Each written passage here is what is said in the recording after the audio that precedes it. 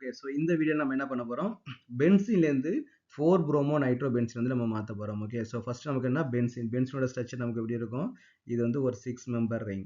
Okay, இதான் நமக்கு வந்து பென்சீனோட ஸ்ட்ரக்சர். இங்கே நமக்கு வந்து ஆல்டர்னேட்டிவ் டபுள் பாண்ட் வந்து இருக்கும்.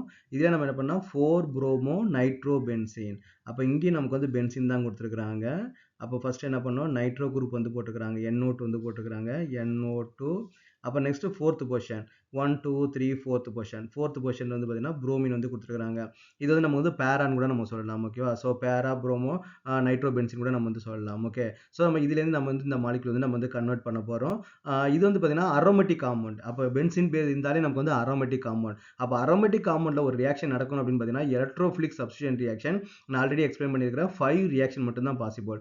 ஒன்று ஹாலஜினேஷன், நைட்ரேஷன், சல்ஃபோனேஷன், ஃப்ரிடில்கிராஃப்ட் ஆல்கைலேஷன் அண்ட் ஃப்ரிடில்கிராஃப்ட் அசிலேஷன். இந்த 5 ரியாக்ஷன் தான் ஏதாவது ஒரு ரியாக்ஷன் வந்து நடக்கும்.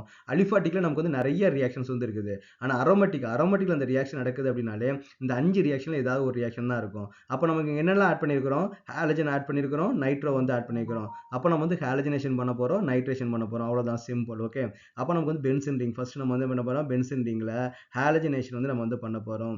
அப்போ ஹாலஜினேஷனுக்கு நமக்கு என்ன ரியேஜென்ட், BR2, நமக்கு BR2 தான் வேணும், BR வந்து போடணும். நெக்ஸ்ட் வந்து FeBr வந்து நமக்கு வந்து FeBr3 வந்து நமக்கு வந்து வெரி வெரி இம்பார்ட்டன்ட். இது ஆட் பண்ணும்போது நமக்கு என்ன ஆகும்னு பார்த்தீங்கன்னா புரோமின் வந்து நமக்கு வந்து பென்சின் ரிங்ல வந்து நமக்கு வந்து ஆட் ஆகிடும்.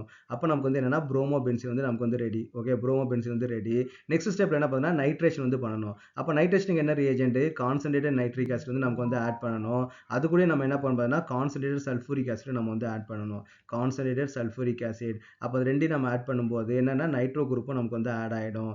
அப்போ புரோமின் பொசிஷன் வந்து இருக்குது. புரோமின் வந்து பார்த்தீங்கன்னா ஆர்த்தோ பேரா டைரக்டிங் குரூப் இல்லையா. அப்போ நமக்கு வந்து புரோமின்ல இருக்கும்போது நமக்கு என்ன பேரா பொசிஷன் நமக்கு வந்து NO2 வந்து நமக்கு வந்து ஃபார்ம் ஆகும்.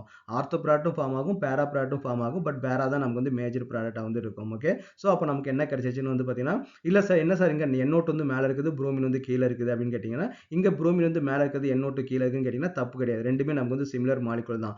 ரெண்டும் பேரா பொசிஷனில் ஒன்றுக்கு ஒன்று பேரா பொசிஷன் வந்து நமக்கு வந்து இருக்குது, நம்ம வந்து தெரிஞ்சுக்கணும். ஸோ மேலே இருக்கிற ஸ்ட்ரக்சரும் கீழே இருக்கிற ஸ்ட்ரக்சரும் வந்து சேம் தான், அது வந்து தப்பு கிடையாது.